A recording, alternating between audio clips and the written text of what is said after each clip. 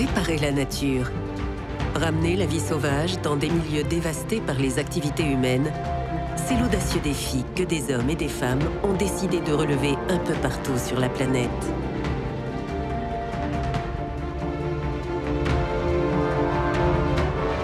Dans les grandes prairies sud-américaines, les plaines du Kalahari et le bush africain, des équipes de scientifiques se mobilisent pour sauver des milieux naturels que l'on croyait perdus à jamais.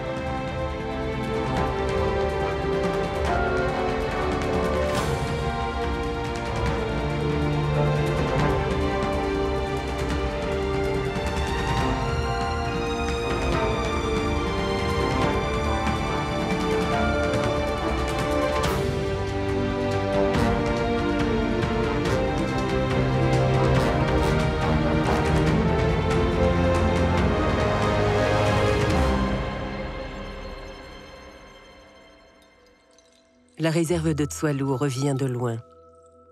Durant plusieurs décennies, l'élevage intensif et la chasse aux trophées ont dévasté ces terres sud-africaines et anéanti la faune sauvage. La région a frôlé le désastre écologique, mais grâce à un important programme de restauration des écosystèmes, la situation a changé. Aujourd'hui, élans, zèbres et autres grands herbivores ont été réintroduits avec succès. Les équipes de la réserve de Tswalu déploient désormais tous leurs efforts pour rétablir les populations de lions et de lycaons.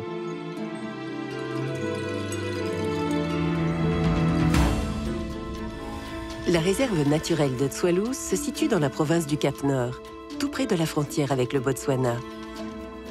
Elle s'étend sur 1000 km² dans la partie sud de la grande zone aride du Kalahari.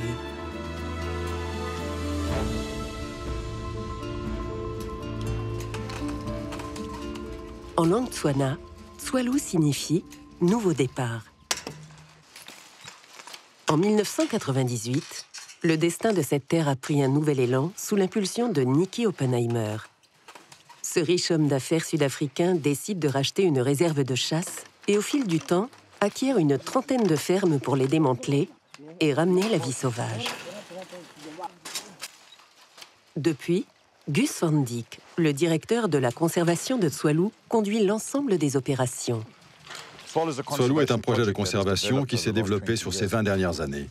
La première étape dans la restauration d'un habitat naturel consiste à lui donner de l'espace pour qu'il puisse se rétablir, se régénérer. Pour libérer les terres morcelées, il a fallu démonter plusieurs centaines de kilomètres de clôtures. À mesure que Tswalu a grandi, et avec l'acquisition de nouvelles terres, ces clôtures qui étaient des barrières pour la vie sauvage tombent. Et c'est tout l'écosystème qui respire et retrouve peu à peu un second souffle.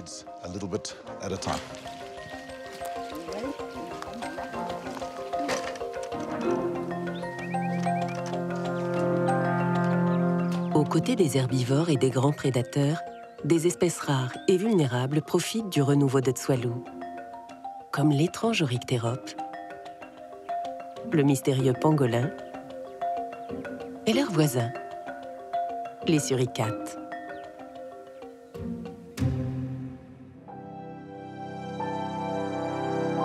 Tswalu s'inscrit dans une démarche de protection et de restauration des habitats naturels connue sous le nom de rewilding. Chaque étape de ce long processus nécessite l'expertise de spécialistes de la faune et de la flore. Tanya Anderson, botaniste, s'intéresse à un terrain récemment acquis par la réserve. Elle surveille la régénération des sols endommagés par le surpâturage et le piétinement de milliers de sabots. Notre travail à Tswalu consiste à suivre l'évolution de la végétation sur le long terme pour voir comment le veld se régénère.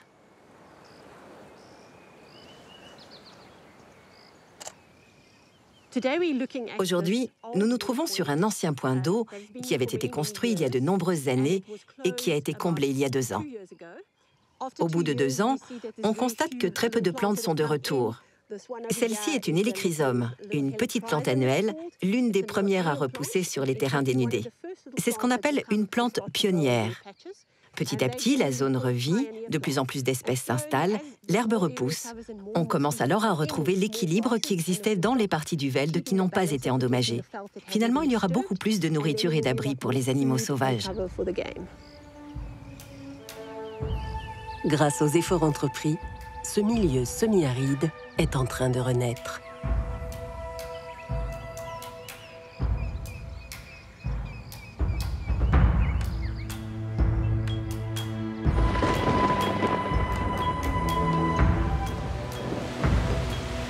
Ici, l'eau est rare.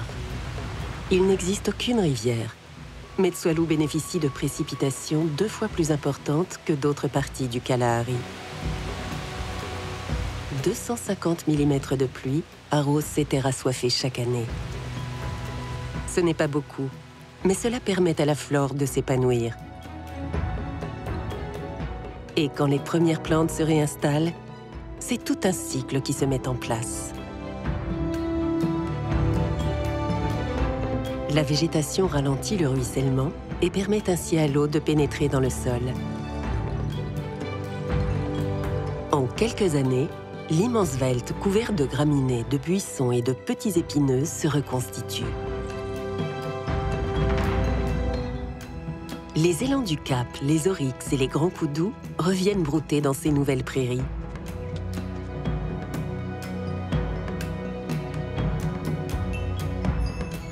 Leurs excréments fertilisent la terre, disséminent des graines et stimulent la régénération du couvert végétal. Devant cette nouvelle dynamique, les responsables de la réserve ont également décidé d'introduire des espèces d'herbivores menacées. Depuis une quinzaine d'années, un secteur dépourvu de prédateurs est consacré à l'élevage d'antilopes géantes, les hippotragues noirs.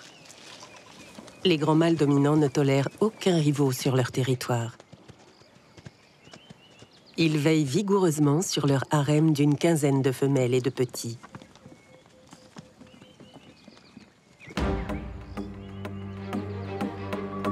Leurs longues cornes incurvées sont redoutables. Elles peuvent atteindre 1,60 m. Les duels sont fréquents, violents, mais rarement mortels.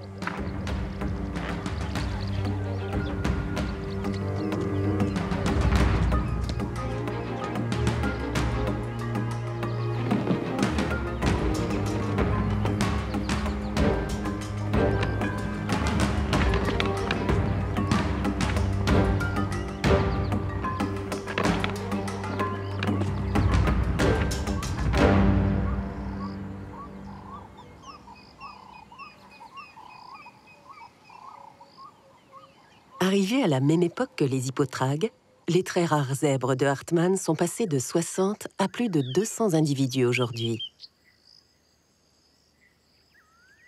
Autrefois cantonnés dans un secteur isolé de l'ancienne réserve de chasse, les girafes parcourent à nouveau les grandes étendues de Veld en quête d'acacias.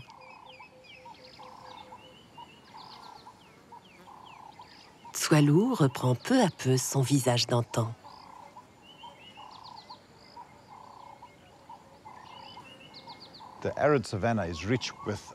Ici, on a des ongulés, des herbivores et d'autres antilopes qui se nourrissent de feuilles et de graminées.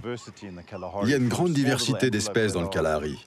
Des petites antilopes qui grignotent les feuilles des buissons, aux immenses girafes qui se nourrissent à la cime des arbres.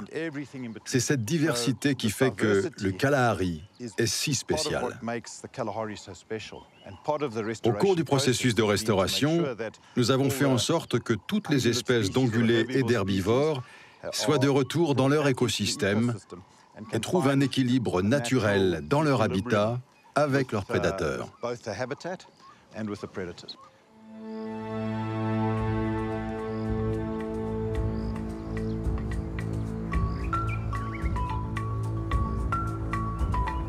Au fil du temps, les herbivores colonisent l'ensemble de Tsoalou. Leur population prospère et s'étoffe rapidement.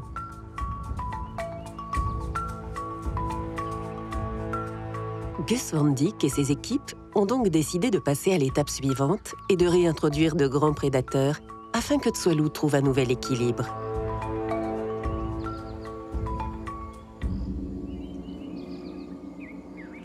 Ils ont choisi de commencer par des populations de lions et de lycaons.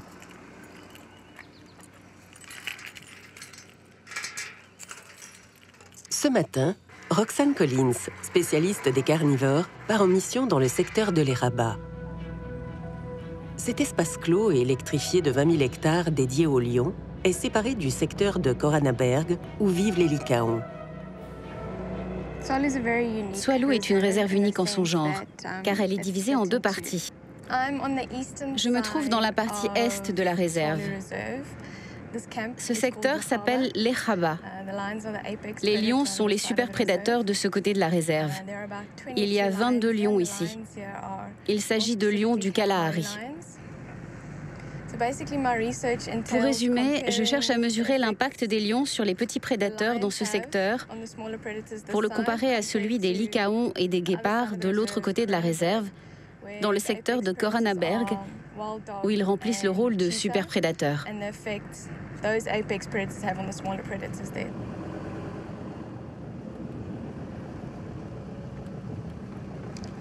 Ce sont des traces de lions.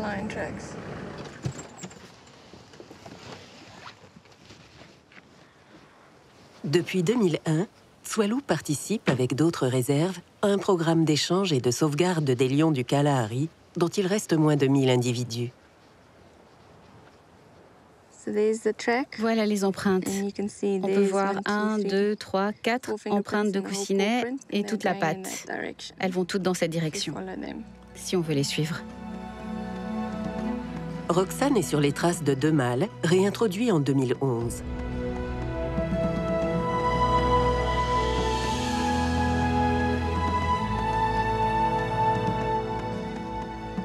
Reconnaissables à leur crinière brune, les lions du Kalahari sont adaptés à cet environnement semi-aride. Ils possèdent des pattes plus longues que leurs cousins de la savane. Leurs coussinets plus larges leur permettent de se déplacer plus facilement dans le sable.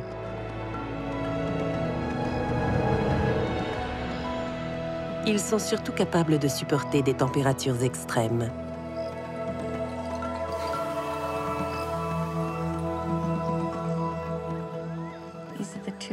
Et voilà les 2 mâles. Ce sont 2 frères qui rendent souvent visite à plusieurs clans de femelles. Dans une chaîne trophique, les superprédateurs n'ont pas seulement un impact sur les grands ongulés, ils affectent toute la chaîne alimentaire, jusqu'aux petits mammifères et même la végétation qui les entoure, car ils exercent ce que l'on appelle un contrôle de haut en bas sur tous les étages inférieurs de la chaîne alimentaire. En s'attaquant aux grands herbivores, lions et lycaons limitent leur prolifération. Mais ils peuvent aussi s'en prendre à d'autres prédateurs. Roxane Collins veut mesurer leur impact sur les plus petits carnivores qui sont revenus d'eux-mêmes à Swallow, comme les otocions, les chacals ou les genettes. La chercheuse a décidé d'installer des caméras afin d'enregistrer leur passage et vérifier quel type de prédateurs partage le territoire des lions ou celui des lycaons.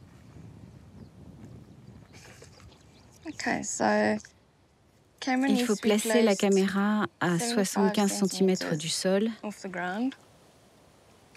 car les prédateurs que je veux filmer ne sont pas beaucoup plus grands que ça.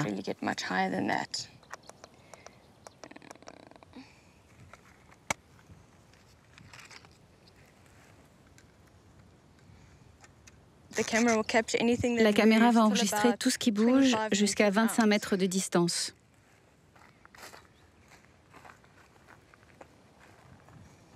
Les pièges photographiques sont le meilleur moyen de déterminer la quantité de prédateurs et leur diversité. C'est le moyen le moins invasif pour les observer dans leur milieu naturel sans les effrayer ou modifier leur comportement.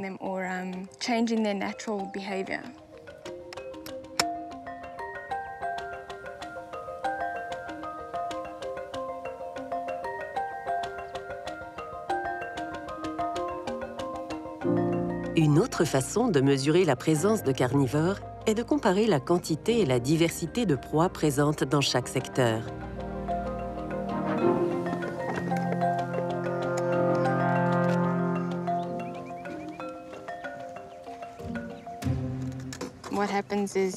Alors on prépare le piège de cette façon. Il y a une petite trappe au fond et quand la souris s'engage dans le piège, la trappe se referme et ça ne la blesse pas du tout.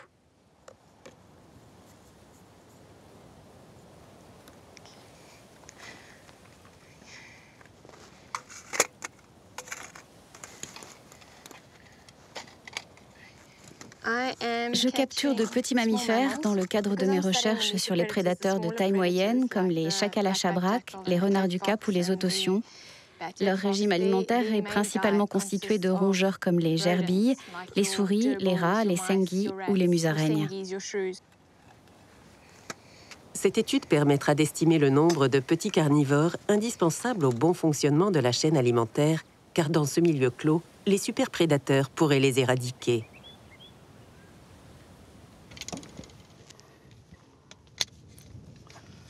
De l'autre côté de la réserve, dans le secteur de Koranaberg, Gus Van Dyck part à la recherche des lycaons.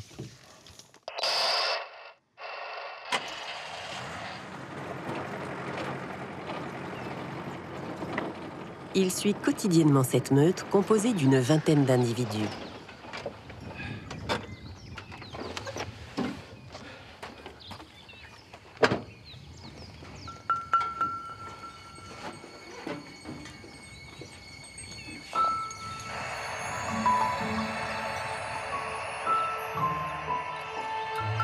Gus les a placés sous haute surveillance.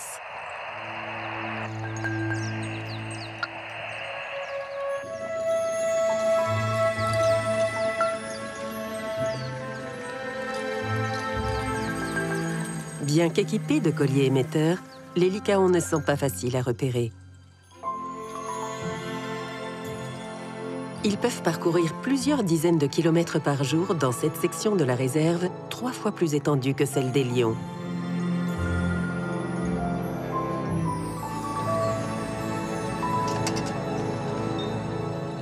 Les lycaons n'existent qu'en Afrique subsaharienne. Aujourd'hui, il n'en reste plus que 6000 à l'état sauvage. Cette meute est d'autant plus précieuse que les précédentes tentatives de réintroduction ont échoué. La décision de réintroduire des lycaons a été l'une des dernières étapes de restauration de la vie sauvage du Kalahari. L'histoire de cette meute est très intéressante. Il y a 4 ans, nous avons introduit une meute de lycaons à Tswalu, et pendant quelque temps, elle a prospéré. Dès la première saison, ils se sont accouplés et ont eu des petits. Et puis la saison suivante, juste avant de nouvelles naissances, la maladie de Carré, un virus qui s'attaque principalement aux canidés, s'est abattue sur eux et les a littéralement décimés. Il n'est resté que 5 individus, 5 mâles qui s'étaient dissociés de la meute à cette époque. En 2017, une réserve privée du KwaZulu-Natal a cédé 4 femelles pour reformer une meute à Tswalu. Les lycaons incarnent la vie sauvage africaine la plus authentique. Ils ne survivent plus que dans des zones particulièrement vastes et isolées. C'est la raison pour laquelle ils sont tellement menacés. En Afrique, les grands espaces de protection de la faune deviennent plus rares.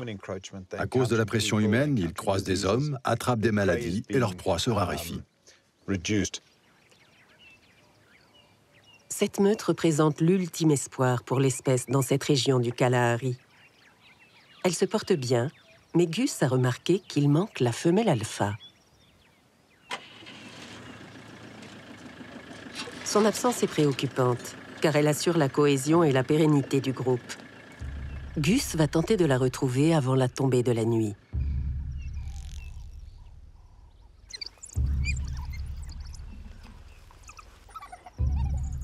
Les lycaons ont flairé une proie. Leur tactique de chasse est bien rodée. La meute se déploie pour l'encercler.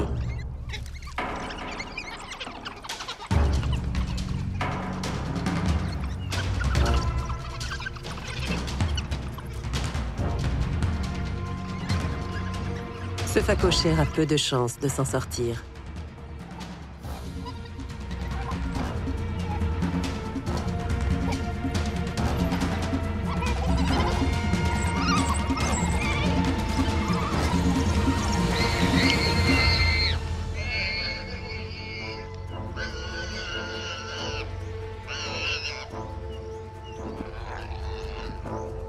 Les lycaons sont réputés pour être les plus féroces des carnivores. Ils se passent souvent même de toute mise à mort. Et leur taux de réussite à la chasse est bien supérieur à celui des lions.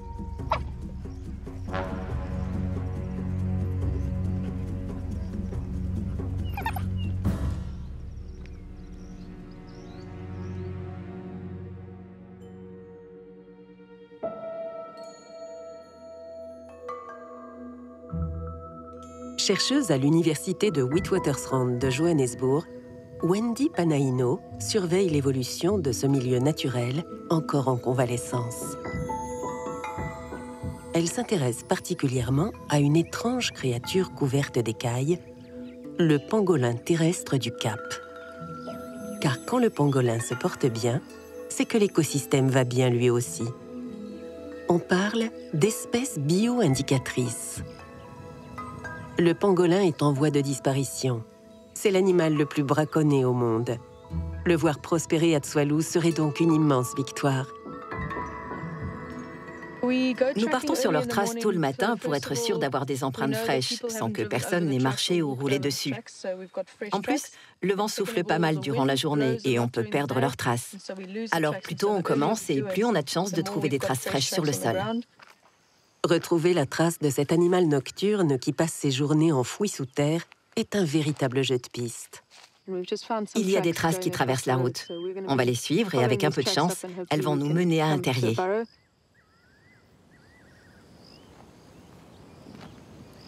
La traque est rarement fructueuse, car un pangolin possède une dizaine de terriers dispersés sur un territoire d'environ 6 km².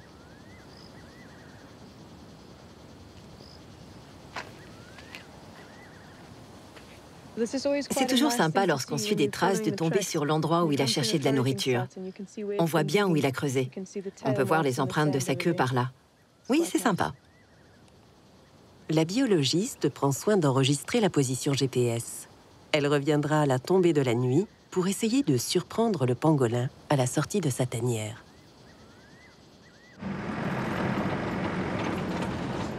Gus Van Dyck n'a pas réussi à capter le signal du collier de la femelle alpha. Il espère qu'elle est tout simplement cachée dans son terrier.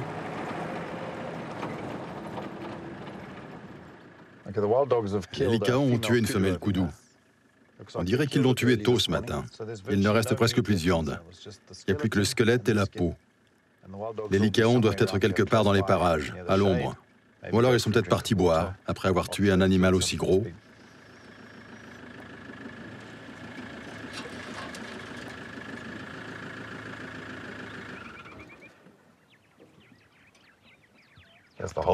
Les estomacs sont pleins et toute la meute a l'air vraiment satisfaite.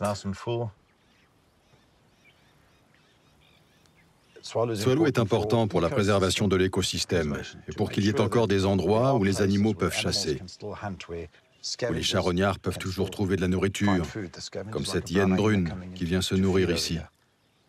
Tout cela représente un énorme succès pour Tswalu. Contre toute attente, un charognard est en train de faire son grand retour dans la région. La hyène brune, une espèce en voie de disparition.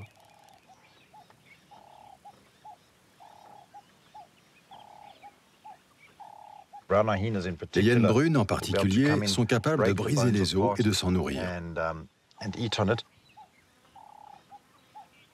Le retour de ces hyènes à fourrure est un espoir incroyable pour la sauvegarde de cette espèce, dont il reste moins de 8000 individus. Un peu partout en Afrique, les hyènes sont victimes des éleveurs qui n'hésitent pas à empoisonner des carcasses pour éliminer prédateurs et charognards. Cette carcasse telle qu'elle se trouve là va nourrir des dizaines d'espèces dans les prochains jours. Depuis la réintroduction des lycaons et des lions, de nouveaux amateurs de charognes sont de retour dans le ciel de Tswalu.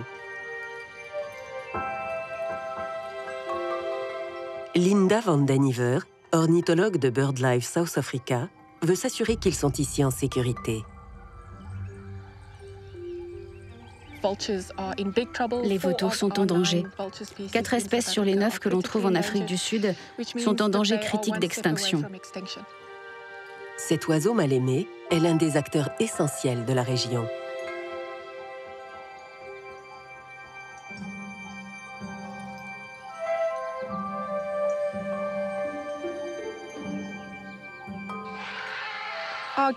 Les vautours rendent sans aucun doute l'un des plus importants services environnementaux au monde.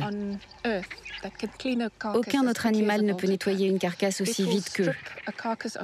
Ils peuvent très rapidement la dépouiller de sa chair et éviter ainsi la propagation de maladies qui se répandent avec la décomposition des carcasses, comme l'anthrax.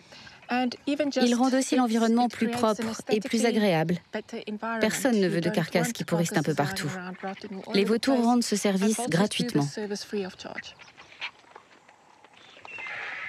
Tout écosystème équilibré a besoin d'un bon charognard.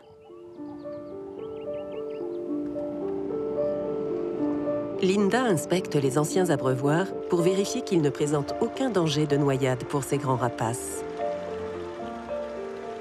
Contrairement aux croyances populaires, les vautours sont en fait très propres et se baignent quotidiennement. Ce réservoir est sans danger pour les vautours. Cette structure qui a été construite est une sorte d'escabeau en fer ou en acier recouvert d'un filet. Ce filet est très important car il peut servir de perchoir aux vautours et ne sera pas couvert d'algues. Ils peuvent ainsi sortir de l'eau plus facilement.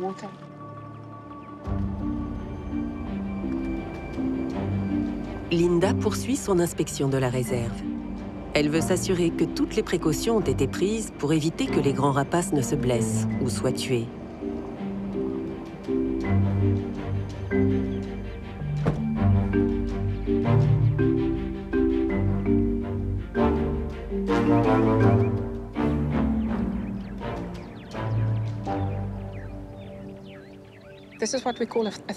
C'est ce qui s'appelle du courant triphasé.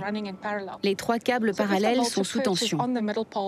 Alors si le vautour se pose au milieu, étend ses ailes et touche en même temps les 2 autres câbles, cela ferme le circuit, le courant passe à travers lui et l'électrocute. Pour éviter de tels incidents, les équipes de Tswalu ont installé des gaines isolantes sur les câbles se trouvant à la jonction des poteaux électriques.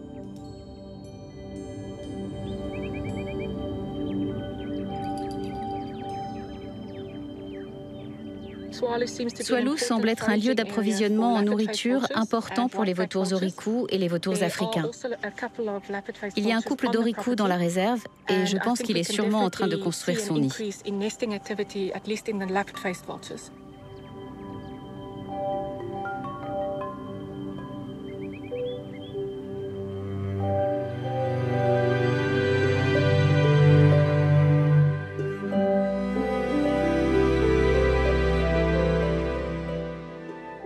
Au vu de ces premières conclusions, Linda pense que Tswalu pourrait devenir la première aire de conservation des vautours en Afrique du Sud.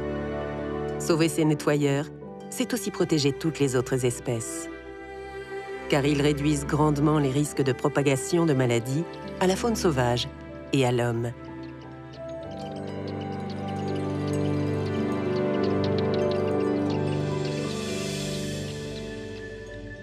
Wendy Panaino doit s'armer de patience.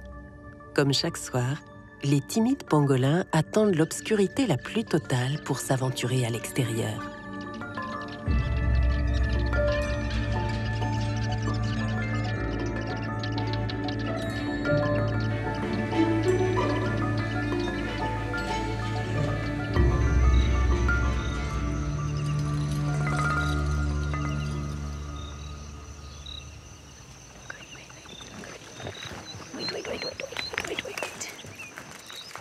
Le bruit de leurs écailles les trahit immanquablement.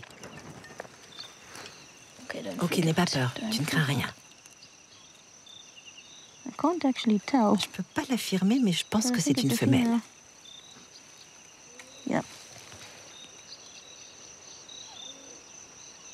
Avec son armure d'écailles et sa démarche de T-Rex, le pangolin aurait pu avoir sa place parmi les dinosaures. C'est pourtant bien un mammifère, et non un reptile.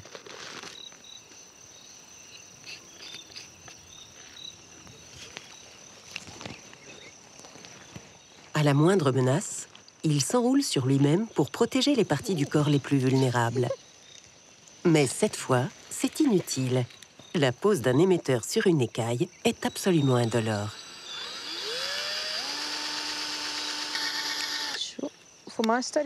Pour mon étude, 6 pangolins ont été marqués afin que je puisse suivre certains individus. Ça va me permettre de vraiment comprendre les détails intimes de leur vie. Les 6 pangolins ont été choisis car ils sont représentatifs de la population de Tsoalou. Nous avons besoin de quelques sujets supplémentaires pour poursuivre notre travail ici. Suivre les pangolins durant leur partie de chasse permet d'évaluer l'état de la microfaune essentielle à l'équilibre écologique des sols.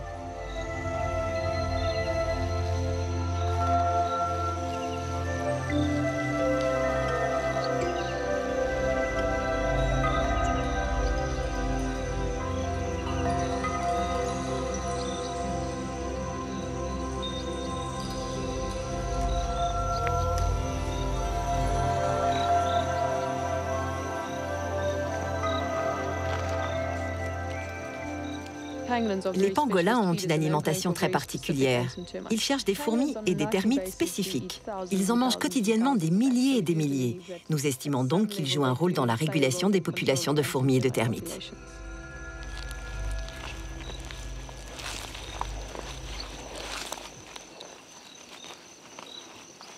Wendy a constaté que les espèces de termites et de fourmis les plus appréciées par les pangolins sont associées à certains végétaux.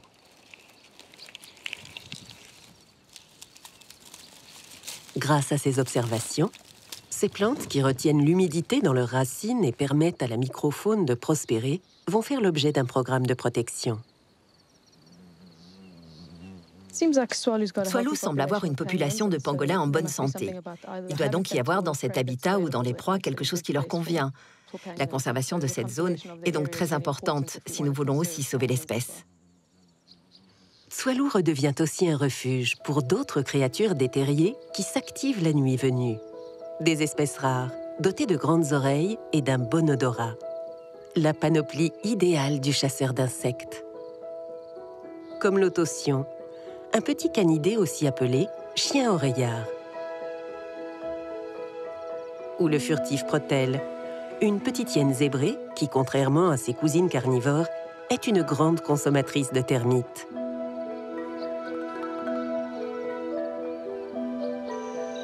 Un oryctérope surgit à son tour. De nature timide, ce grand solitaire va passer d'une termitière à l'autre, jusqu'à l'aube.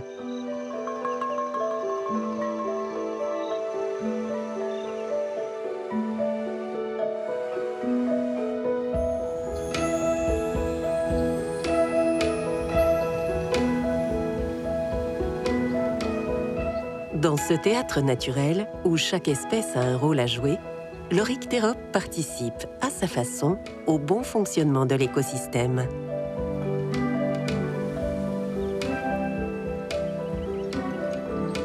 Doté d'un museau démesuré et d'un groin de cochon, cet animal à la silhouette atypique peut consommer 50 000 termites par jour et limite ainsi leur prolifération.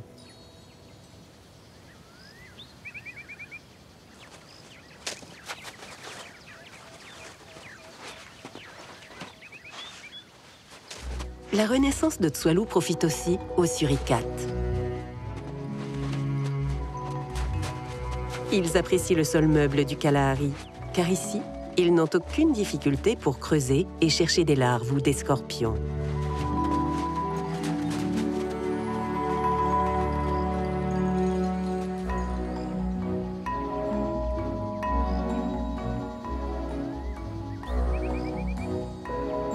Depuis la disparition du bétail qui piétinait ces terres, les colonies de suricates prospèrent. La nourriture est abondante et les naissances se multiplient.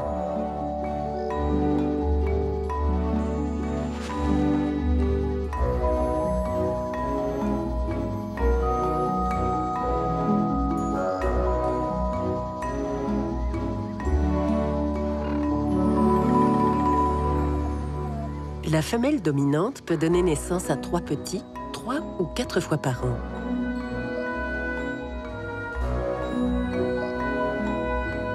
Pour les surveiller, elle peut compter sur des sentinelles particulièrement vigilantes.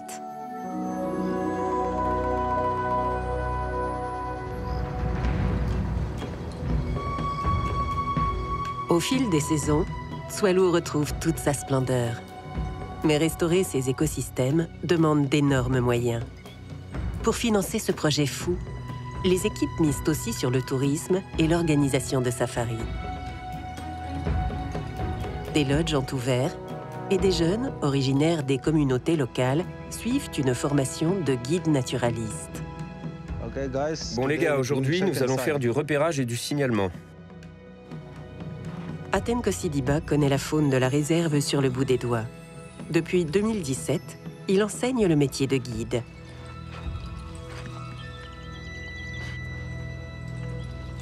Pour être un bon guide, il faut d'abord avoir un amour sans compromis pour la nature et la faune en général.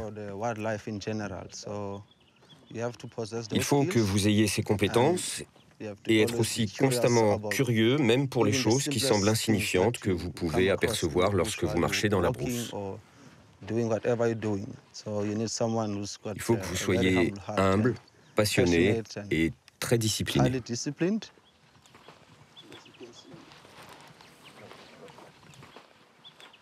Les élèves de la Tracker Academy sont formés pour respecter, protéger et mieux connaître la faune sauvage.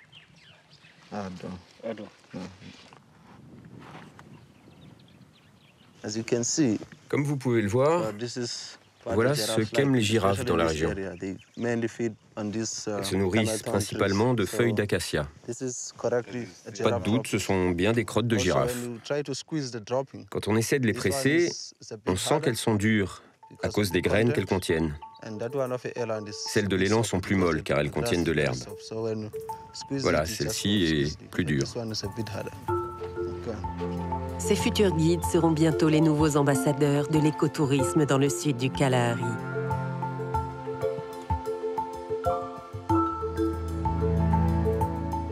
Roxane est de retour dans le secteur des lions. J'ai capturé un rongeur. C'est probablement une souris de Namaka ou un sengi. Nous allons le sortir pour vérifier.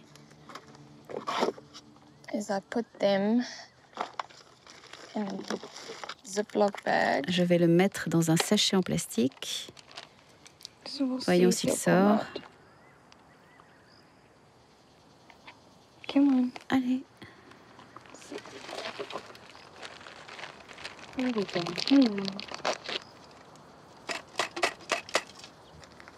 C'est une souris de Namaka. On mesure sa taille du début de la queue au bout du museau. 9,1 cm. Roxane n'est qu'au début de ses recherches. Elle va devoir poser des pièges durant plusieurs mois avant de pouvoir en tirer des conclusions.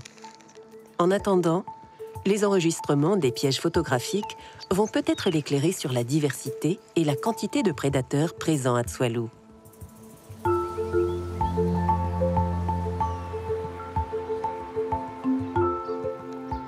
Les images ne vont pas tarder à livrer leurs secrets.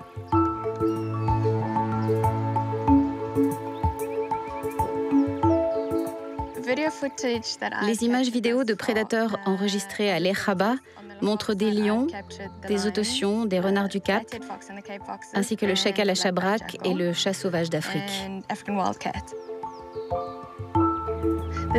C'est très intéressant. La vidéo suivante nous montre un renard du Cap chassant avec une zorille commune, ce qui est très rare. Ce n'est pas quelque chose que l'on voit tous les jours à Tsoalou. Un seul autre chercheur a pu observer ce comportement. En fait, il y a environ 22 lions à l'Erhaba, mais il y a encore beaucoup de données à analyser. Parce qu'ils contrôlent les petits prédateurs à travers ce que l'on appelle l'écologie de la peur, cela va affecter le nombre de petits mammifères. Il y aura moins de prédateurs de taille moyenne pour les chasser. Donc ces petits mammifères devraient être plus nombreux de ce côté. C'est ce que nous espérons montrer avec cette étude. Après 8 mois d'études, les analyses de Roxane révèlent qu'il existe 5 fois plus de prédateurs de taille moyenne dans le secteur des lycaons que dans celui des lions.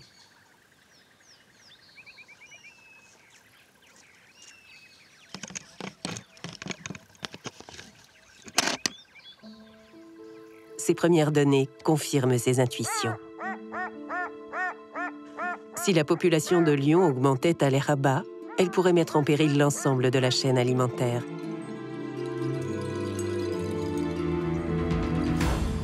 Restaurer la nature, réensauvager une région aussi vaste, est une mission de longue haleine. Inlassablement, chaque soir, à la tombée de la nuit, Wendy Panaino repart sur les traces de ses protégés.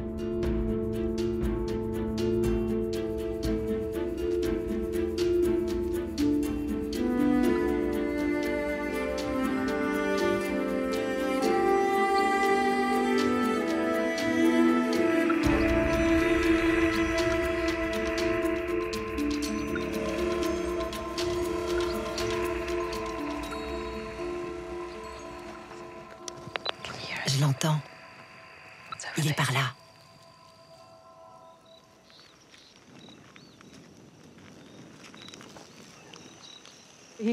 Il a trouvé un amas de crottins, probablement celui d'un zèbre. Alors il se roule dedans, sûrement pour masquer son odeur vis-à-vis des prédateurs, ou alors pour se débarrasser de parasites. Ils ont beaucoup de tiques et d'acariens, et en se roulant dans les crottes, ils en limitent le nombre. C'est vraiment étonnant de voir ça. C'est rare et c'est vraiment sympa.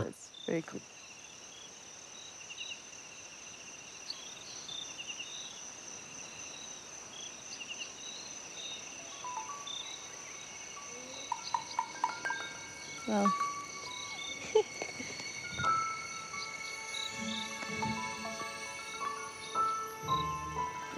C'est incroyable, incroyable. Le pangolin est l'un des plus précieux trésors de Tsoalou. Le pangolin est un animal unique. D'abord, il est très rare d'en trouver dans la nature et ensuite, c'est actuellement l'animal le plus braconné dans le monde. Le commerce pour la médecine traditionnelle est très ancré dans certaines cultures. Et si les pangolins sont braconnés, c'est généralement pour leur écaille à des fins médicinales ou comme viande de brousse. 1 kilo d'écailles de pangolin se négocie à plus de 1 000 €. En Afrique, entre 500 000 et 3 millions d'individus sont capturés chaque année. Et l'espèce a quasiment disparu en Asie. Quand on se lance dans un projet de conservation, il faut appréhender l'animal dans son écosystème. Alors un travail comme le mien, sur la compréhension des détails les plus intimes de la vie des pangolins et de leur biologie, contribuera certainement à la conservation de l'espèce.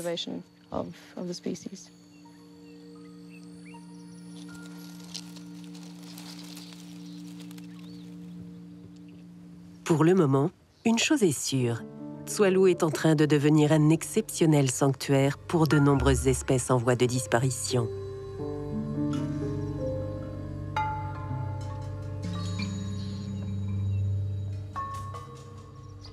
Ici, les hyènes brunes aux poils longs ont trouvé un environnement propice.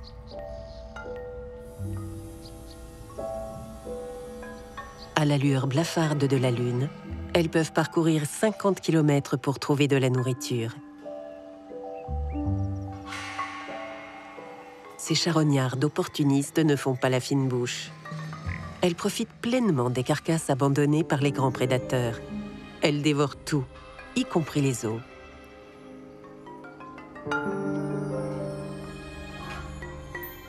Une fois rassasiées, elles rejoindront leur terrier. Le secret le mieux gardé de Tsoalou. Jusqu'à présent, personne n'a réussi à en trouver.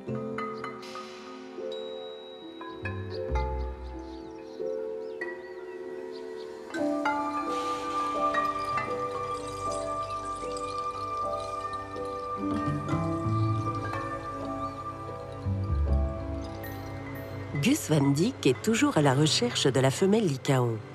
Après plusieurs jours de traque, il a enfin capté le signal transmis par son émetteur.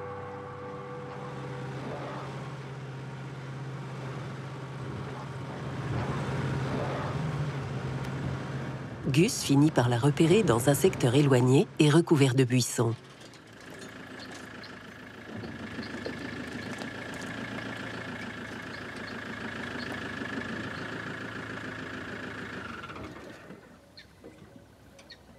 La femelle alpha la conduit jusqu'à sa tanière.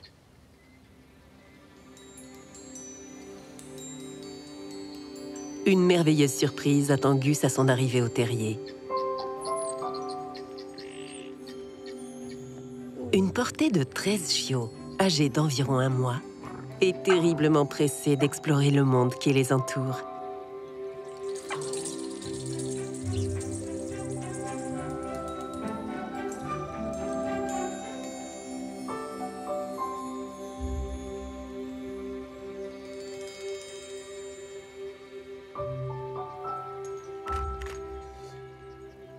En regardant cette meute de Lycaon avec ses 3 générations, on peut considérer que c'est un succès. Un succès non seulement pour leur espèce, mais aussi pour Tswalu en tant que réserve.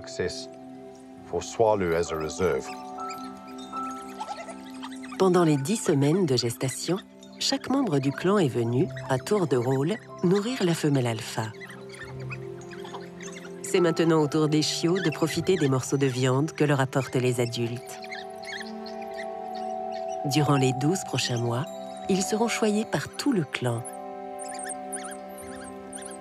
Ensuite, afin d'éviter tout problème de consanguinité, cette portée issue d'une petite population de Lycaon sera probablement déplacée dans une autre réserve. Cette population de Tswalu va contribuer au plan national de préservation des Lycaons. Mais elle va aussi jouer un rôle très important dans l'évolution des écosystèmes du parc. Il s'agit d'un rouage fondamental de cette gigantesque machine de restauration qu'est Tswalu. Et chacun de ces rouages, fonctionnant ensemble, devrait maintenir un environnement fonctionnel et en meilleure santé.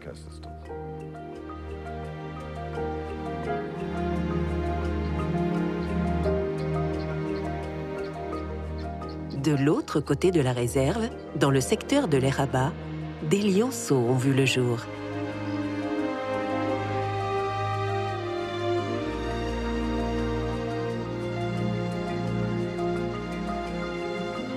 Ces nouvelles générations de lions et de lycaons récompensent le travail accompli par les équipes de Tswalu.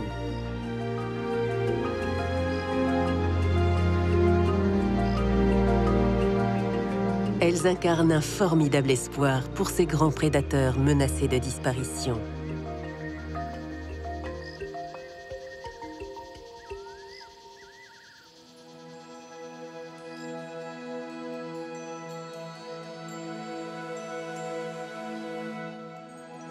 Restaurer la biodiversité dans cette région détériorée par la chasse et l'élevage intensif était un pari fou. Il est en passe d'être gagné.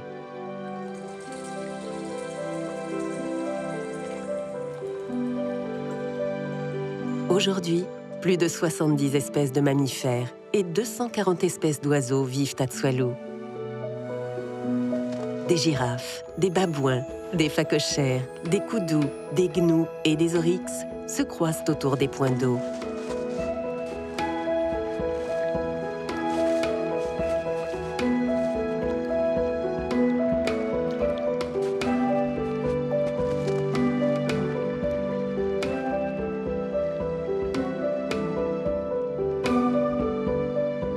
Au fil des mois, dans cet environnement protégé, les jeunes lycaons ont pris de l'assurance.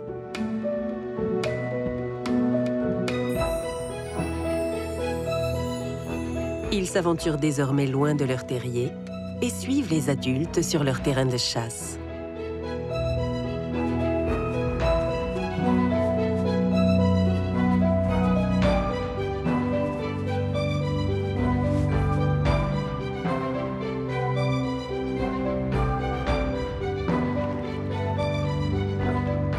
Après 20 ans de recherche, d'efforts et de persévérance, la réserve naturelle de Tswalu est redevenue un véritable sanctuaire sauvage pour certaines des espèces les plus menacées du continent africain.